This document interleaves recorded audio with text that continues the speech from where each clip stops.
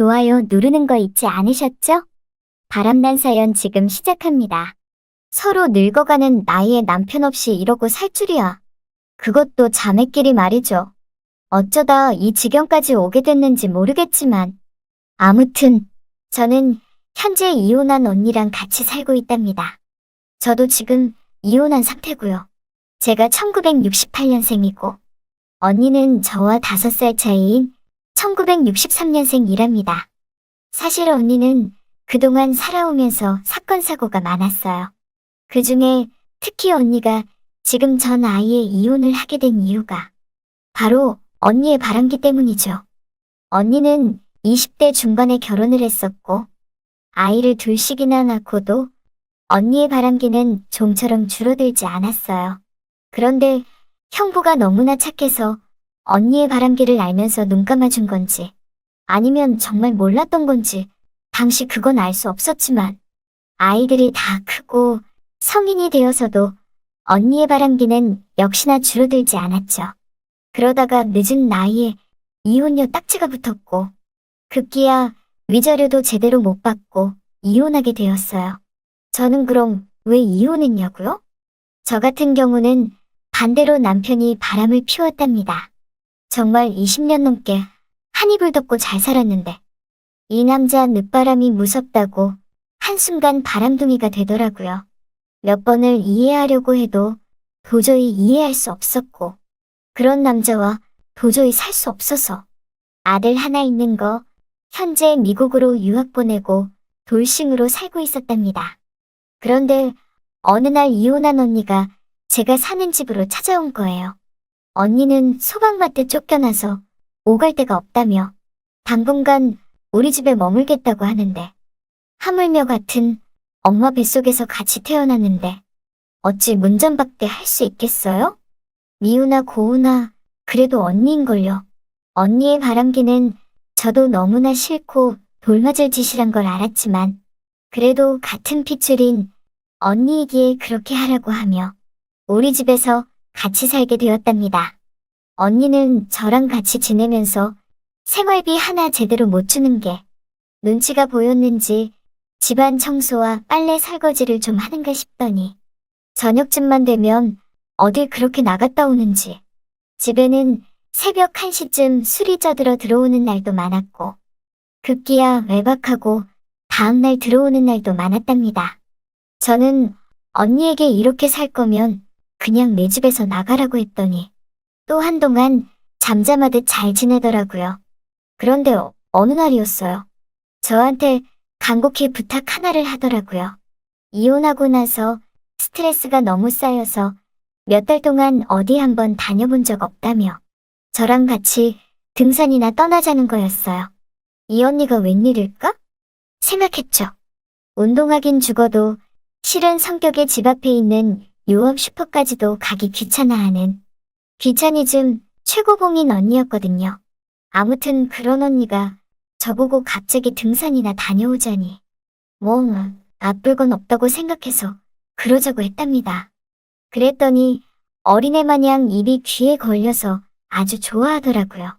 자기가 버스랑 다 미리 예약할 테니까 넌 그냥 회비 정도만 챙기라고 하길래 아니 무슨 회비를 챙기냐고 했더니 그런 게 있다고 하면서 얼버무리더군요. 그리고 며칠 후 언니와 같이 등산을 가기로 한 날이 찾아왔답니다. 언니는 입술에 시뻘건 립스틱을 아주 곱게 바르고 분홍 블라우스에 무릎까지 오는 카키색 치마를 입었더라고요. 그래서 제가 언니한테 아니 언니 등산 간다며? 복장이 왜 그래? 그러니까 언니가 하는 말이 등산 가는 건 맞는데 이렇게 입어도 괜찮아 라고 하는데 뭔가 좀 이상했죠. 전 그냥 이 언니가 또 등산 조금만 하고 다른 데 가서 쇼핑이나 하자고 하려나 보다 생각했어요. 그때까지만 해도 말이죠. 그렇게 전 등산복을 입고 아침 일찍 언니가 예약한 관광버스 쪽으로 갔답니다. 아침 8시. 관광버스는 우리 집에서 그리 멀지 않은 곳에 세워져 있더라고요. 그런데 저 관광버스는 뭐길래 저기 세워져 있지? 하는 생각이 들었어요. 왜냐면 보통 관광버스를 타고 가려면 터미널로 가야 하는데 여긴 터미널이 아니었거든요. 보아하니 등산복을 입은 아줌마 아저씨들이 보였고 간혹 할아버지 같은 남자들도 그 무리에 섞여 있었어요. 언니는 갑자기 저한테 돈 준비했냐면서 우리 둘이니까 5만 원씩 해서 총 10만 원 내면 된다고 하길래 제가 언니에게 아니 무슨 버스비가 그렇게 비싸냐고 하니까 그냥 버스가 아니라 하나부터 열까지 다 알아서 해주는 버스니까 버스비가 비싼 거라고 그러더라고요. 어이가 없었지만 뭐 죽으러 가는 것도 아니고 일단 차 문 앞에서 회비를 걷는 중년의 남자에게 언니랑 내 것까지 해서 회비 10만 원을 냈답니다. 그리고 관광버스에 올라타 빈자리가 곳곳에 보이길래 뒤쪽쯤에 자리를 잡아서 먼저 앉았고 언니 보고 여기 옆으로 와서 앉으라니까 갑자기 언니가 됐다면서 자기는 앞에쯤에 앉을 테니 넌 그냥 거기 앉아서 가라고 하더라고요. 저 언니가 왜 저럴까? 하는 생각이 들었지만 그냥 넓게 앉으려고 그러나 보다 생각했어요. 그렇게 등산 갈 생각에 들뜬 마음에 차 창밖을 바라보고 있는데 갑자기 한 60대 중반으로 보이는 남자가 제 옆에 덥석앉더니 버스 창문 쪽에 앉은 제 몸을 살짝 건드리며 버스 창문 커튼을 휙 치는 거예요. 밖을 볼 수 없게 말이죠. 저는 깜짝 놀람과 동시에 지금 뭐 하는 거냐고 하니까 자기는 밝은 거 싫다면서 이해해달라고 하는데 불쾌해서 다른 자리로 옮겨버리려고 하는 찰나 금세 버스 안은 아줌마 아저씨들로 자리가 꽉 찼더라고요. 저는 하는 수 없이 그 늑수구레한 60대 중반의 남자와 같이 앉아서 가게 됐죠. 그때 버스 안에서 방송이 흘러나왔어요. 만나서 반갑다는 소리였고 오늘의 목적지는 강원도의 산이고 시간이 좀 걸릴 테니 주무시지 말고 편하게 노시면서 가시라고 하는 거였죠. 진짜 거짓말 안 하고 그때까지만 해도 이 버스가 묻지마 관광버스라는 거 생각도 못했답니다. 여러분이 지금 듣고 계신 채널은 바람난 사연 채널입니다. 어느새 버스는 출발했고 막걸리와 소주 그리고 떡 조금해서 안주로 나눠주더라고요. 아니 무슨 버스 안에서 막걸리와 소주를 나눠주나 싶었지만 뭐 나이대들이 술과 떡을 좋아하는 나이이니 그래서 주나보다 했답니다. 술 몇 잔씩 들어가니 아줌마 아저씨 할아버지 할 것 없이 갑자기 뽕짝 메들리에 춤판이 벌어졌고 아주 난리가 나더군요. 제 옆에 있는 늑수구레한 60대 중반의 남자도 그 광경을 무척이나 즐기고 있었답니다.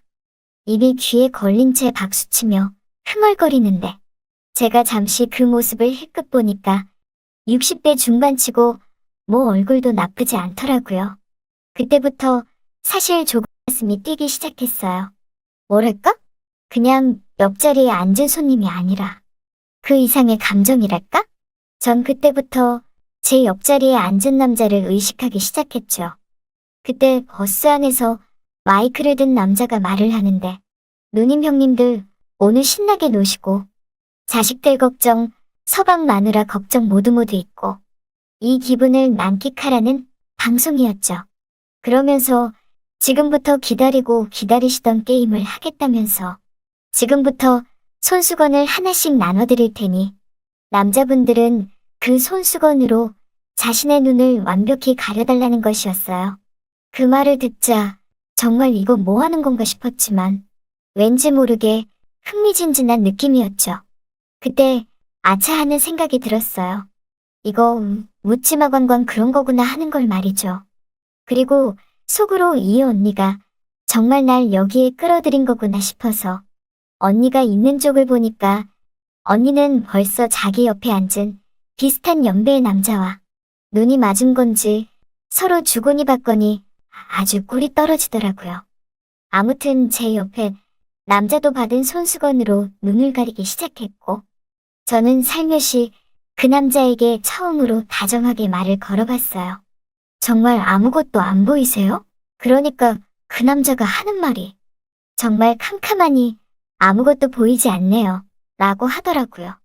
그리곤 다시 마이크를 든 남자가 눈을 가린 남자들에게 이렇게 말하는 거였어요. 자, 지금 이 순간부터 우리 신사분들께서는 눈에 뵈는 게 없을 겁니다. 그럼 지금부터 자신의 파트너 쪽으로 몸을 기울여서 파트너의 머리를 만져보세요. 라고 하는데 갑자기 내 옆에 남자도 제 쪽으로 몸을 기울여서 손으로 더듬더듬 제 머리를 만지더라고요.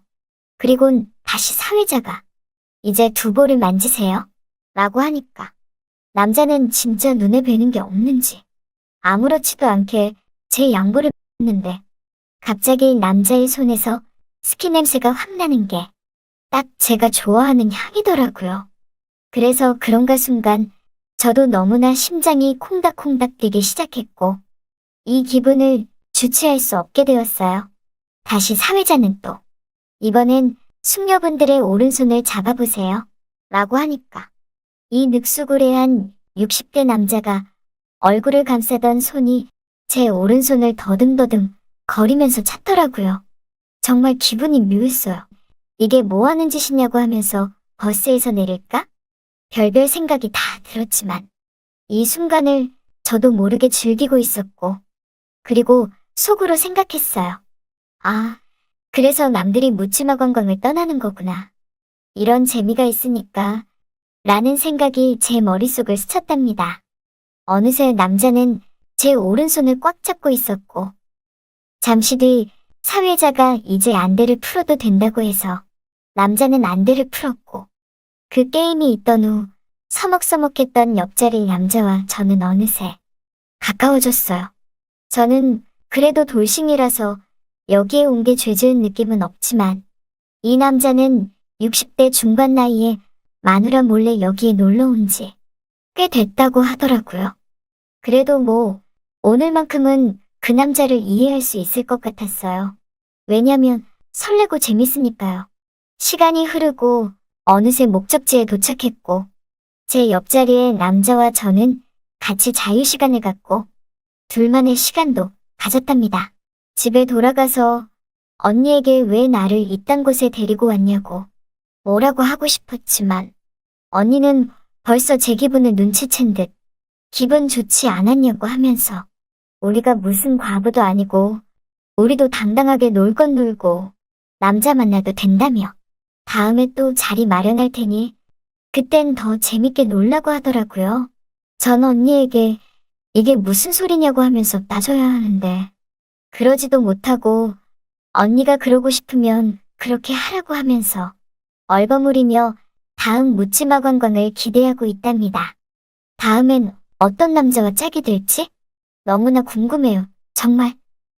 솔직히 재미도 있고 스릴도 있는 게 생각지도 못한 걸 언니 덕분에 재미 좀 봤거든요. 다음번엔 왠지 더 잘 놀고 더 잘할 수 있을 것 같은 자신감이 드네요.